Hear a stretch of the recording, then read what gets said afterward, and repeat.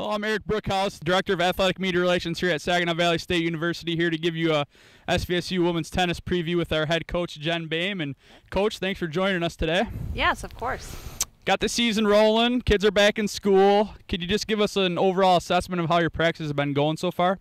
Absolutely. I think if you ask any player on our team right now, the answer would probably be the same. Everything's going really well. It's almost amazing sometimes when you can bring a group of people who just don't know each other very well. We've got a freshman-heavy roster, and so to come together after a week and a half or so, throw in a bunch of classes they've got to figure out.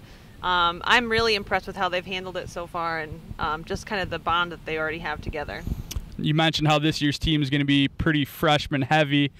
What kind of adjustments are those young student athletes having to make to fit in with your program and some of the older players? Sure. I think, obviously having that many freshmen come in, we've got a lot of talent coming in, but the challenge will be they haven't experienced tennis on this stage before, and I think the college tennis atmosphere, it's a fun, energetic one. Sometimes there can be a little bit more stress, I guess I would say, more often than in high school. In high school, there's kind of some big tournaments, but every match for us is going to be big and very, very competitive. So I think just the consistent high level of tennis they're going to have to produce each week will be a main thing they'll need to adjust to.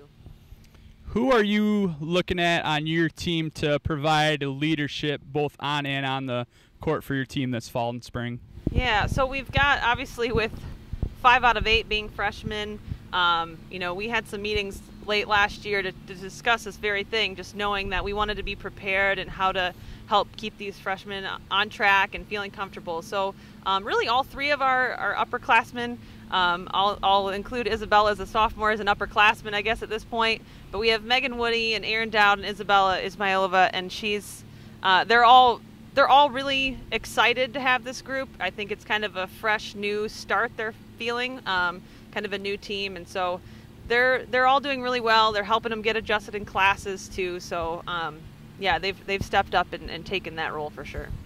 Okay, first weekend of GLIAC play on the road. Don't get to open it at home this year.